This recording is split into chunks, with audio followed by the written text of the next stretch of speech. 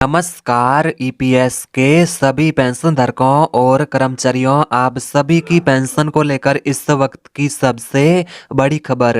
EPS 95 pension बढ़ोतरी पर ताजा खबर। पेंशन 7,500 प्लस डीए को लेकर इस वक्त की ताजा बड़ी खबर सामने आ रही है।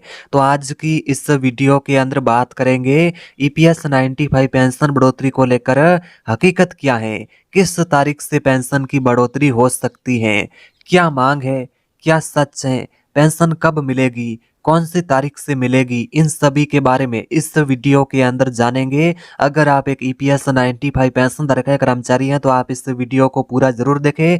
आज की इस वीडियो के अंदर साल 2026 में पेंशन बढ़ोतरी को लेकर हकीकत क्या है, इस वीडियो के अंदर जानेंगे। जैसे कि पेंशन धारकों, आपको बता दें कि इस रिपोर्ट में जानेंगे या इस वीडियो में जानेंगे पेंशन बढ़ोतरी लागू होने की तारीख और पात्रता, इन सभी के बारे में इस वीडियो के अंदर जानेंगे। वीडियो को पूरा देखें और साथ में अगर आप इस चैनल पर नए हैं तो चैनल को सब्सक्राइब करके वीडियो को लाइक भी कर दीजिएगा। और अगर आप ईपीएस 95 पेंशन धारक हैं और पेंशन बढ़ोतरी की मांग कर रहे हैं तो कमेंट करके आप हमें यह जरूर बताएं कि आपकी पेंशन में कम से कम कितनी यानी बढ़ोतरी होनी चाहिए।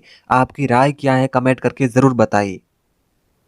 इसी के साथ ही पेंशन धारकों, बात करें ईपीएस 95 पेंशन क्या है, तो यानी कि पेंशन धारकों ईपीएस 95 यानी एम्प्लॉयज पेंशन स्कीम 1995 इसका नाम है। तो यानी कि दोस्तों ये उन कर्मचारियों के लिए है जिन्होंने नौकरी के दौरान ईपीएफ में योगदान किया था।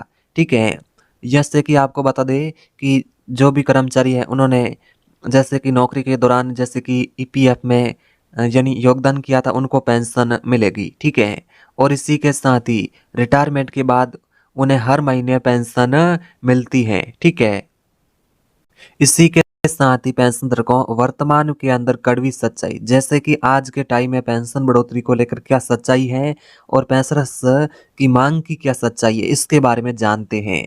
तो जैसे कि पेंशन धारकों, वर्तमान के अंदर आपको जो पेंशन है वो 1,000 से लेकर 3,000 के बीच में अभी के टाइम में मिल रही है। तो आपको बता दें कि आज की जो महंगाई है इसके दौर में इस राशि या इस पेंशन से गुजारा करना बेहद मुश्किल है। इसको देखते हुए पेंशनर्स सरकार से मांग कर रहे हैं कि इतनी पेंशन में गुजारा करना बेहद मुश्किल है, कम से कम पेंशन में 7,500 या 9,000 की बढ़ोतरी होनी चाहिए। इसी के साथ ही पेंशन धारकों, आपको बता दो ये लड़ाई सिर्फ आपकी नहीं है, देश भर में पेंशनर्स संगठन द्वारा लगातार प्रयास यानी पेंशनर्स संगठन लगातार प्रयास कर रहे हैं, पेंशन बढ़ोतरी की मांग कर रहे हैं। तरीका, धरना, ज्ञापन और सरकार से लगातार बातचीत कर रहे हैं पेंशन बढ़ोतरी को लेकर।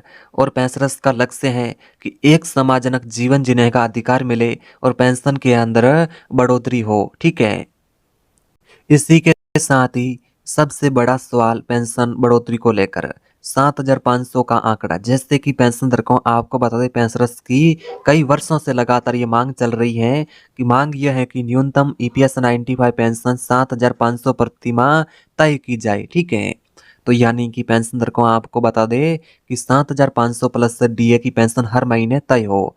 ये एक न्यूनतम आधार मिनिमम है ताकि कोई भी पेंशन इससे कम राशि न पाए। ठीक है, तो सभी पेंशन धारकों को कम से कम 7,500 प्लस डीए की पेंशन मिले, ये पेंशनर्स की मांग है। कई वर्षों से पेंशन धारक मांग करते आ रहे हैं कि पेंशन में कम से कम 7,500 की बढ़ोतरी की जाए और प्लस में पेंशनर्स को डीए भी दिया जाए। तो डीए को लेकर क्या अपडेट है, इसके बारे में भी जानते हैं।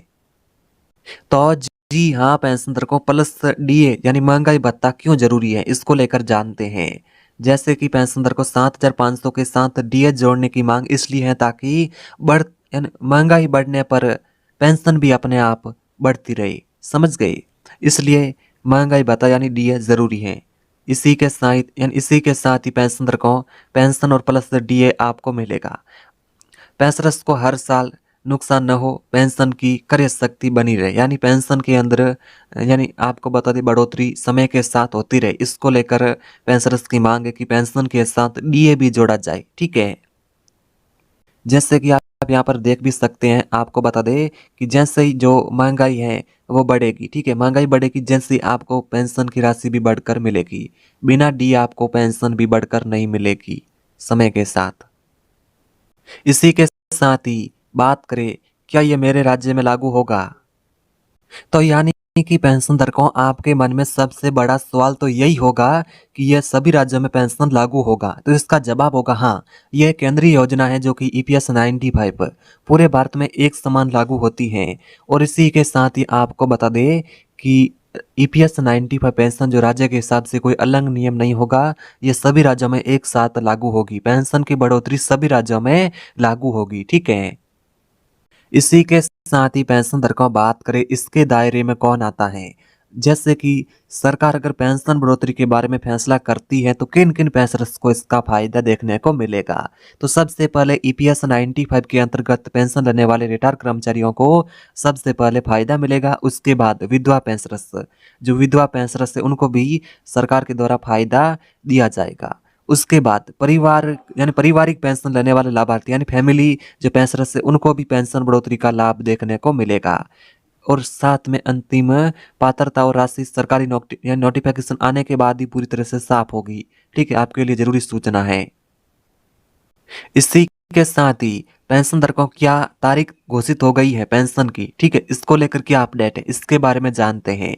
तो जैसे कि पेंशन धारकों ध्यान से सुनिएगा, अभी नहीं हुई पेंशन बढ़ोतरी की तारीख, अभी नहीं हुई है, लेकिन मीडिया रिपोर्टर्स के मुताबिक कुछ ऐसी खबरें आ रही हैं कि इसी साल के अंदर सरकार पेंशन बढ़ोतरी कर सकती है।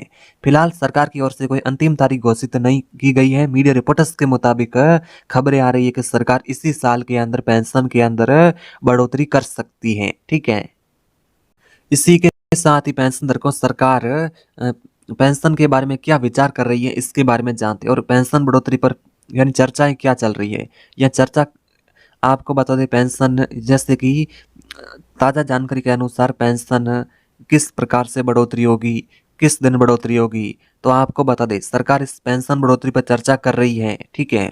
मंत्रालय स्तर पर चर्चा जारी है, पेंशनर संगठनों से बातचीत हो रही है, सरकार इस प्रस्ताव पर विचार भी कर रही है। और आपको बता दें कि प्रस्ताव जैसे कि आपको बता दें चल रहा है, लेकिन अंतिम मोहर अभी बाकी है।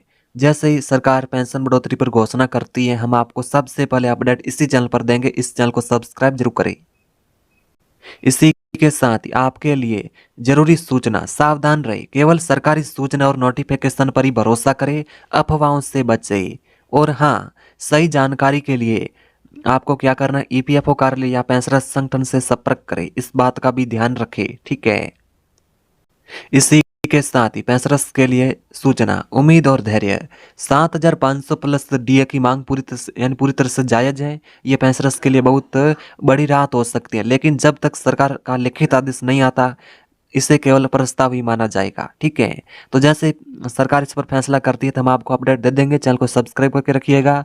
वीडियो पसंद आए वीडियो को लाइक और कमेंट करके बताएं कि आपको अभी के टाइम में कितनी पेंशन मिल रही है और आपकी पेंशन में कम से कम कितनी बढ़ोतरी होनी चाहिए। अपनी राय कमेंट बॉक्स में जरूर बताइए।